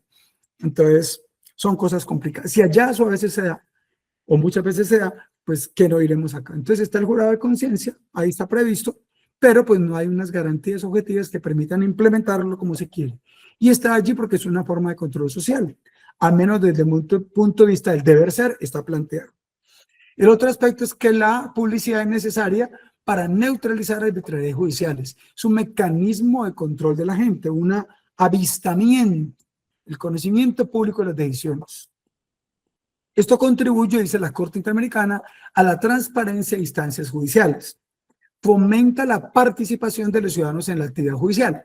¿Por qué? Porque es, mañana es el caso de tal, claro. Recuerden lo que pasó en la época de DMG, la vaina de David Murcia. Esa audiencia, un mundo de gente perjudicada, pero ¿será que van a fallar en favor o en contra? Todos no pueden estar, hay muchas víctimas y solamente puede haber, como hay un solo defensor, solamente puede haber una abogado de víctimas. ¿Qué hacemos con los demás? Entonces, audiencia pública. Entonces, deben de garantizar algún mecanismo. Ah, es que hay mucha gente, entonces habiliten una sala alterna para que en un gran salón todo el mundo vea la audiencia transmitida en directo. Y entonces pueden hacerlo así porque a veces en la sala de audiencia no alcanza todo. O hay un problema de orden público y es difícil controlarlo, entonces pueden controlarlo a través de ese mecanismo solo, digamos, con esos mecanismos de difusión, publicidad a través de internet, por ejemplo, salas alternas, etcétera. Y por eso incluso se permite que muchas veces Focus Noticias transmiten en directo las audiencias. Hay audiencias que son contra una sola persona, pero esa persona tiene tanto que ver en la vida política que las transmiten en vivo y en directo. Y tienen miles de likes y personas que la ven en directo y bueno, hay toda esa cantidad de cosas que generan pues, y la gente debate, el juez la embarró, no la embarró. Y pues aunque esas cosas no son, digamos, elementos que deben de incidir en el juez, pues digamos permite que la gente de alguna manera sepa qué está pasando. La publicidad también se plantea como la vigencia del juicio público que permita la asistencia del público en general, incluidos los medios de comunicación. No es viable establecer limitaciones a una determinada categoría de persona. Ah, que es un ciudadano, por ahí, un campesino o un reciclador, o es un expresidente, o es un gobernador, o es un alcalde, o el hijo de no sé qué, un sobrino de un presidente, no importa, no es la categoría de la persona. La asistencia posibilita a cualquier persona presenciar el desarrollo total del juicio. ¿Eso qué implica? Conocer el contenido de las pruebas, conocer los alegatos, los argumentos de los intervenientes, incluso lo que dice más adelante, conocer los fundamentos de la decisión en el fallo, la que va a poner fin al proceso. En el caso de la Corte Interamericana de Derechos Humanos, en el caso Castillo-Petrucci contra Perú, se hace un interesante análisis de este punto, que es bueno revisarlo cuando ustedes intenten debatir sobre el principio de publicidad y van a encontrar allí buenas herramientas en torno a ese sentido. ¿Cómo se puede restringir el principio de publicidad? El artículo 14 del Pacto Internacional de Derechos Civiles y Políticos dice que cuando hay criterios de orden moral, por ejemplo, el juzgamiento de delitos de índole sexual, someter a la gente, esa fue la violada o el violado, lo que sea, es muy complicado porque eso es revictimizar a la persona y hacer, si se quiere, más grave, perpetuar los graves efectos de ese acto que socava los recuerdos, la mente, el corazón de la persona afectada. Entonces, en protección de su garantía, la integridad moral de la víctima. Esto puede llevar incluso en ocasiones, como cuando hay menores, aunque esto se puede evidenciar más adelante, pero aprovecho para mencionarlo, con las llamadas cámaras Hexel, que permiten que el niño no esté expuesto ante todo ese público, porque eso lo puede coaccionar, y entonces se dan ciertas garantías en esos casos con las cámaras Hexel. Hay casos de orden público, es interpretado por la Amnistía Internacional como una necesidad de establecer un orden en la sala del juicio. Hay casos en los cuales hay casos tan polémicos que pueden generar todo un enfrentamiento de barras, por decirlo así, entre el público. Entonces, para controlar esos apasionamientos que atraviesan la vida política nacional, que terminan reflejados en ese debate, en ese juicio, pues el juez puede colocar algunas limitantes. Pues decir, bueno, entra el procesado o los procesados y cada uno tiene derecho a que entren 2 o 3 víctimas. Páseme la lista de sus familiares, su esposa, sus hijos, su mamá, y entonces genera algún control para esos efectos. También puede ser motivos de seguridad nacional. En una sociedad democrática, la restricción que requiere para su legitimidad puede fundarse en un propósito verdadero y demostrable de proteger la existencia de un país, la integridad territorial, el uso o la amenaza de la fuerza o la capacidad de responder a la amenaza o el uso de la fuerza, bien sea que venga de otro país o incluso dentro del propio país, una amenaza militar o del interior, por ejemplo, como la incitación para derrocar el gobierno. Es posible que capturen, por ejemplo, que capturen a un cabecilla de las disidencias y entonces andan por ahí alborotados haciendo vejámenes contra la comunidad, contra la población. Entonces van a juzgar a un cabecilla de esas disidencias. Entonces pueden decir, bueno, nosotros entonces aquí, si no, en ese juicio, si no toman tal decisión, entonces nosotros vamos a matar, aquí tenemos 20 personas. Entonces no se transmite en directo a nivel nacional, porque eso puede generar problemas de orden público o situaciones de este tipo, de amenazas de carácter militar, que pueden llevar, por ejemplo, a una sonada o a actos que pueden ser graves sobre la población. O cuando le exige el interés, en el caso de los menores, la vida privada de las partes, es un proceso de divorcio. Es un caso civil, pero puede ocurrir que ese caso civil no se transmita, porque también puede ser, si es un juicio es público, no importa en qué área, pueden darse juicios públicos en civil, en laboral, en administrativo, en la medida estrictamente necesaria, en opinión del tribunal. Básicamente un criterio que establece el tribunal o la Corte Interamericana es cuando obedezca a preservar los intereses de la justicia. Hay casos en los cuales, para poder resolver en justicia, en este caso y otros, es posible llegar a esos extremos de potenciar o prohibir esto. Y pues digamos que vamos a mirar dos últimas diapositivas para terminar, al menos por hoy, el derecho a obtener una decisión en un plazo razonable. El artículo 14.3 C del Pacto Internacional y el 8.1 de la Convención Americana de Derechos Humanos, esas son las siglas de esos tratados, extiende la vigencia a todas las etapas del proceso, desde el inicio hasta la culminación con sentencia definitiva, incluida la sentencia de segunda instancia. Entonces, el manejo del plazo razonable es en todas las etapas. No solamente para la indagación o para la investigación, no solo para el juicio, es en todas las etapas. Y se entiende que tanto la indagación como la investigación implica que hay un proceso penal, puede que no legalmente iniciado porque no se ha presentado la acusación o porque no ha habido imputación, pero desde el punto de vista constitucional, desde la indagación ya hay unas garantías. El derecho a un proceso rápido impone a los estados el establecimiento de procedimientos que lo garanticen sin dilación indebida en la primera instancia y en la apelación, porque se dice el tiempo es también condicionante de la eficacia en la justicia. Por eso se dice que la justicia tardía ya no es justicia. Cuando es tan tarde, ya para qué, si la pobre víctima o el interesado se murió y no pudo haber justicia en la decisión. La razonabilidad en la extensión de los procedimientos se evalúa según las circunstancias del caso concreto, según criterios objetivos razonables para establecer cuándo se viola este principio. Las pautas para determinar la razonabilidad del plazo en el cual se desarrolla un proceso. ¿Cuáles son? Al menos se tienen en cuenta estas y importante revisar este caso, el caso de Jenny Lacayo contra Nicaragua, donde la Corte parte de estos criterios que incluso tienen unas subdivisiones, pero las centrales están allí. ¿Cómo hacer para mirar si hay un plazo razonable? La complejidad del asunto, la actividad procesal del interesado, digamos de los interesados de las partes, eso es lo que dice la Corte, la diligencia de las autoridades judiciales en la conducción del proceso. Y estas a su vez algunos les hacen subdivisiones, pero ahí están los criterios centrales. Bien, ahí planteamos entonces estos puntos, nos quedarían para una próxima oportunidad Ya mirar el tema de la tutela judicial efectiva, los presupuestos del recurso, el contenido y el alcance, el tema de la presunción de inocencia, que tiene que ver con varios aspectos, el derecho de defensa, qué alcances tiene, cómo tiene que ver esto con la garantía del ejercicio de la profesión, varios aspectos con relación a ese criterio, el derecho de contradicción, de impugnación, bueno, y allí hay más que quedarían para una próxima oportunidad. Colegas, ya estamos en las 8:45, yo debo ahorita ya suspender para atender los otros compromisos que les mencioné que tenemos planteados. Entonces, la idea es que nos veamos en una próxima oportunidad.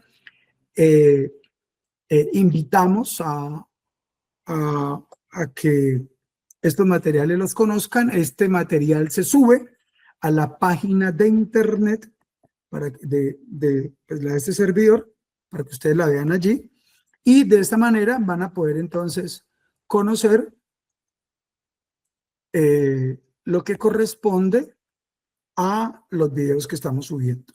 Entonces, estos videos van a permitir que la charla que dimos ahorita ustedes puedan verla más adelante, solamente que, pues digamos, aquí está, vamos a socializárselos. Entonces ustedes colocan ahí sencillamente José Freddy Restrepo, meten a YouTube, colocan ese nombre de este servidor y ahí tenemos un canal en que vamos subiendo toda esta información. Ustedes lo van a encontrar y van a mirar. Ah, mira, aquí está la última del semillero de los derechos humanos. Se subió hace 5 días. Listo, la capacitación 46 también está. Se ha ido subiendo. ¿Ya? Ahí están esto lo del concurso de fiscalía, vimos unas cosas también sobre ello. Entonces ustedes le dan clic y van a, por ejemplo, la última que dimos, aquí van a mirar en derechos humanos, la capacitación que se dio, y ahí van a encontrar entonces, simplemente ponen el nombre y ya, y entonces van a encontrar. Prometí, tampoco lo he hecho con tanta cosa que hay que hacer, se nos quedó pendiente, que como ya hay tantos videos, pues organizarlos como por bloques. Entonces, por ejemplo, las que son de derechos humanos, al ser un bloque, una playlist, es que le llaman a eso, una lista de reproducción, las otras de concurso de la fiscalía, las otras de la charla de los sábados, aunque ahí pues se mezclan unas y otras, pero eso es lo que está proyectado, compartirles entonces, colegas, frente a esto que es sencillamente la socialización de lo que hemos planteado. Me dicen por aquí que socialicemos el link. Bueno, basta sencillamente colocar, aquí está el canal de este servidor, entonces se los voy a poner allí, control C, lo vamos a poner acá, y ahí queda el canal de este servidor. Ahí pueden tener ustedes acceso a esa información, ¿vale? Bueno, mis queridos colegas, les agradezco que este tiempo de descanso y de familia lo hayan sacrificado para acompañarnos acá. Eso nos motiva a hacer el esfuerzo de compartir, de socializar la información. Y con esto pues tenemos entonces hoy, digamos, este compartir de información. Seguramente tendrán preguntas, inquietudes, a Albita, a María Camila, a María Alejandra, a Mónica, a Susana, a todos ustedes, a Caterine. Gracias por saludos, Jeans, abogada, Sandra Milena, Henry, a todos. Colegas, pues por asistir acá, entonces reiteramos nuevamente agradecimiento. No olviden, por favor, llenar esta listica. Reitero, se los pongo acá, de lo que corresponde a alguien ha tenido alguna dificultad en ingresar al link para la asistencia. Ahí lo coloqué nuevamente en este momento. Muchas gracias, doctor Freddy. No hubo inconveniente para registrar la asistencia, doctor. Muchas gracias. Vale, Giovanni, gracias por hacer la claridad. Bien, colegas, nuevamente bendiciones, mil gracias, que estén muy bien. Feliz noche. Y entonces nos despedimos de ustedes con un gran abrazo caluroso y fraternal.